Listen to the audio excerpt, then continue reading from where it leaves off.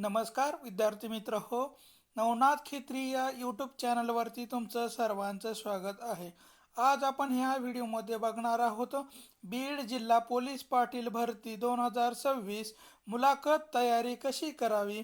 मुलाखतीमध्ये मित्र हो हेच प्रश्न येणार आहेत, त्यामुळे संपूर्ण व्हिडिओ पहा आणि नवनाथ खेत्री या यूट्यूब चॅनलला सबस्क्राईब करा, लाईक करा, शेअर करा आणि कमेंट करायला विसरू नका. चला तर पहा, व्हिडिओला सुरुवात करू. चला बघा, पहिला प्रश्न बघा. मुलाखतीची तयारी करत असताना उमेदवाराने जिल्ह्याचा इतिहास, गावामधील सामाजिक सांस्कृतिक भागाच्या संदर्भामध्ये माहिती असणं आवश्यक आहे. तसेच जिल्हा प्रशासनाचे कार्य काय आहे हे माहीत करणं आवश्यक आहे. त्याचबरोबर पोलीस पाटील यांची जबाबदारी याविषयीही माहिती असणं आवश्यक आहे. त्याचबरोबर कायदा, महाराष्ट्र ग्रामपंचायत कायदा कधी लागू झाला हे पण तुम्हाला माहीत पाहिजे आहे. फौजदारी कायदा व ग्राम सुरक्षा याबाबत थोडीफार माहिती किंवा प्राथमिक माहिती ठेवणे आवश्यक असतं. चालू घडामोडीचा जर विचार केला तर तुमच्या गावातील किंवा तालुक्याच्या सध्याच्या प्रश्नासंबंधी माहिती ठेवणं हे आवश्यक आहे. त्यामुळं विद्यार्थ्यांना आपल्या तालुक्याच्या संदर्भात माहिती विचारली जाते. व्यक्तिमत्व आणि आत्मविश्वास, स्वच्छ पोशाख घालून गेले पाहिजे, सरळ उभे राहणे आणि व्यवस्थित दिसणे हे आवश्यक असतं. मुलाखती दरम्यान आत्मविश्वास दाखवा, पण अहंकार दाखवायचा नाही. तिथं आत्मविश्वासाने बोललं पाहिजे, तिथं अहंकार कुठलाही मनामध्ये ठेवला नाही पाहिजे. प्रश्न विचारला गेल्यावर विचारपूर्वक उत्तर दिले पाहिजे आणि ते उत्तर देत असताना समोरील व्यक्तीच्या डोळ्यात पाहून उत्तर देण्याचा प्रयत्न केला पाहिजे. त्यानंतर आहे स्वतःची ओळख सांगा. असं तुम्हाला विचारलं जाईल की स्वतःची ओळख सांगा. असं विचारतात तेव्हा सांगायचं की माझे नाव डॅश डॅश हे आहे, मी या गावचा रहिवासी आहे आणि माझे शिक्षण डॅश डॅश पर्यंत झालेले आहे. असा तुम्हाला तुमचा परिचय देताना या प्रकारे सांगितलं पाहिजे. त्यानंतर काय तिथे तुम्हाला प्रश्न विचारतात, सध्या काय काम करतात असा पण ते प्रश्न विचारतात. किंवा परीक्षेमध्ये तुम्हाला किती गुण मिळालेले आहेत हा पण प्रश्न तुम्हाला विचारला जाऊ शकतो. त्यामुळं सर्व प्रश्न हे काळजीपूर्वक उत्तर देणं आवश्यक आहे. तुमच्या गावच्या प्रमुख समस्या कोणत्या आहेत आणि त्या सोडवण्यासाठी तुम्ही काय कराल असा प्रश्न तुम्हाला विचारला जातो. तेव्हा तुम्ही त्याचं सकारात्मक प्रयत्न उत्तर देणे गरज असते.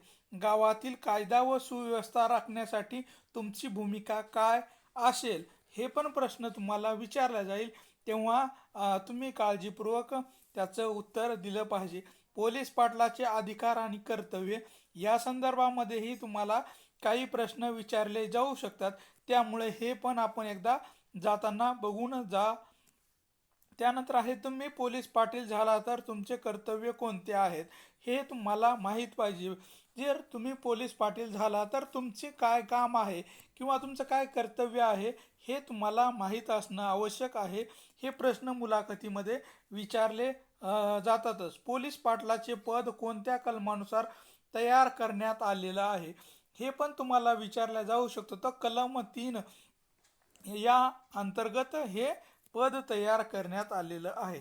त्यानंतर आहे कागदपत्राचा जर विचार केला तर मुलाखतीसाठी लागणारे सर्व कागदपत्रे व्यवस्थित आपण घेऊन जायची आहेत आणि त्याच्या झेरॉक्स चा पंच पण घेऊन जायचा आहे. त्यामध्ये 10वीचे गुणपत्रक व प्रमाणपत्र म्हणजेच आपल्याला 10वीचं गुणपत्रक आणि प्रमाणपत्र, त्यानंतर 12वीचं असाल तर 12वीचं गुणपत्रक आणि आपल्याला गुण प्रमाणपत्र आणि प्रमाणपत्र असं दोन्ही पाहिजे. पदवी असेल तर पदवीचं पण तुम्हाला पदवीचा मार्क मेमो आणि डिग्री ही पण पाहिजे. त्यानंतर जे विद्यार्थी पदव्युत्तर आहे तर ते पदव्युत्तरचं पण आपल्याला मार्क मेमो आणि डिग्री हे आपल्याला पाहिजे.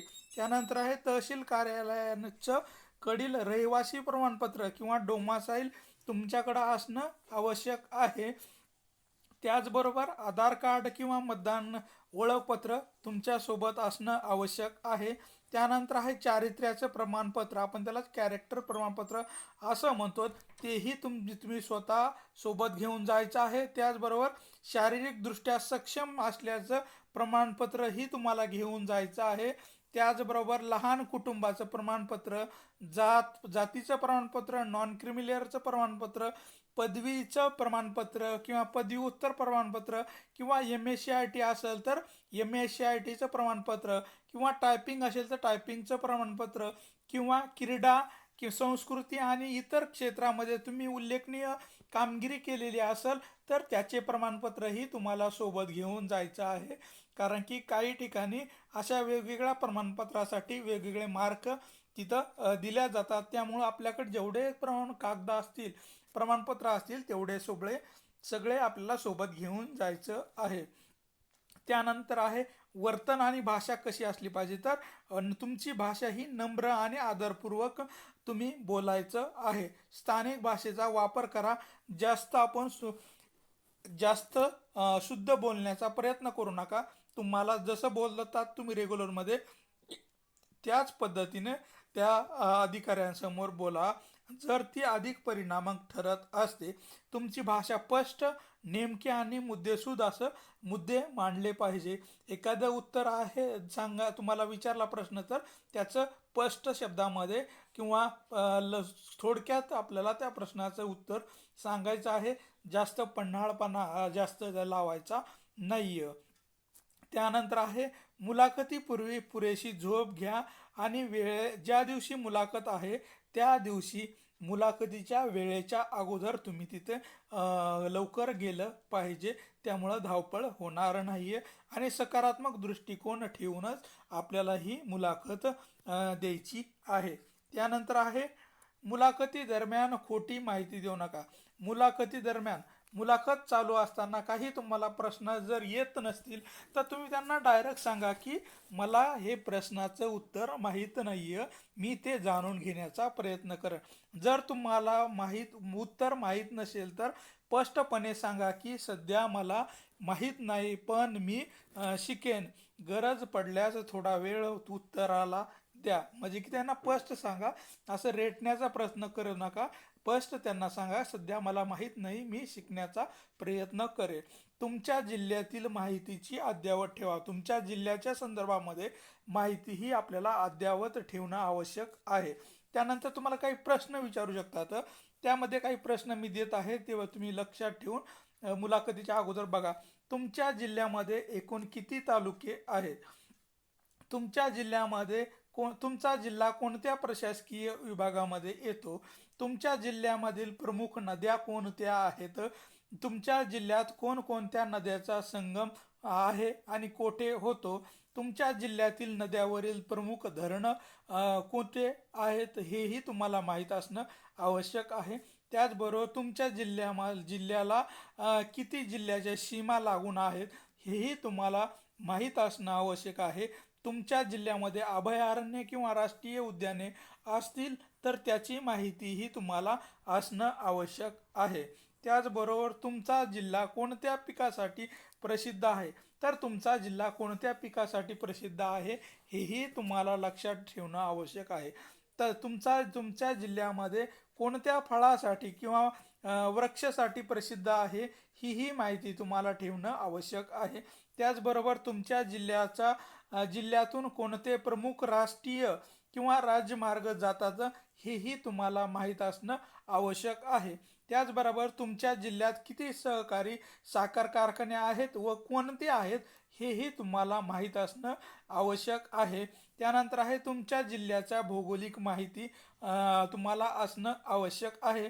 त्याचबरोबर तुमच्या जिल्ह्यामधील प्रमुख धार्मिक किंवा सांस्कृतिक स्थळं जी आहेत त्या संदर्भामध्ये तुम्हाला माहिती असणं आवश्यक आहे. त्याचबरोबर तुमच्या जिल्ह्यातील खनिज संपत्ती कोणती आहे, तर तुमच्या जिल्ह्यामध्ये एखादी खनिज संपत्ती जर मिळत असेल तर ती कोणती आहे आणि कोणत्या तालुक्यामध्ये किंवा कोणत्या ठिकाणी आहे हे तुम्हाला माहीत असणं आवश्यक आहे. त्याचबरोबर तुमच्या जिल्ह्यातील प्रमुख उद्योगधंदे कोणते आहेत, तर तुमच्या जिल्ह्यामधील प्रमुख उद्योगधंदे कोणते आहेत हेही तुम्हाला माहीत असणं आवश्यक आहे. त्याचबरोबर तुमच्या जिल्ह्यातील आमदार खासदार कोण कोण आहेत आणि कोणत्या पक्षाचे आहेत हेही तुम्हाला माहीत असणं आवश्यक आहे. त्याचबरोबर तुमच्या जिल्ह्याचे पालकमंत्री कोण आहेत हेही तुम्हाला माहीत असणं आवश्यक आहे. त्याचबरोबर तुमच्या जिल्ह्याचे SP कोण आहेत, त्याचबरोबर तुमच्या जिल्ह्याचे कलेक्टर कोण आहेत हेही तुम्हाला माहीत असणं आवश्यक आहे. त्याचबरोबर तुमच्या जिल्ह्याचे CEO कोण आहेत हेही माहीत असणं आवश्यक आहे. त्याचबरोबर तुमच्या जिल्ह्याचे कार्य अधिकारी कोण आहेत हेही तुम्हाला आवश्यक असतो. तुम्ही ज्या उपविभागामध्ये मुलाखत देत आहात त्या उपविभागाचे SDO कोण आहेत हेही तुम्हाला माहीत असणं आवश्यक आहे. त्याचबरोबर तुम्ही ज्या उपविभागामध्ये मुलाखत देत आहे तिथले तहसीलदार कोण आहेत, नायब तहसीलदार कोण आहेत हेही तुम्हाला माहिती आवश्यक आहे.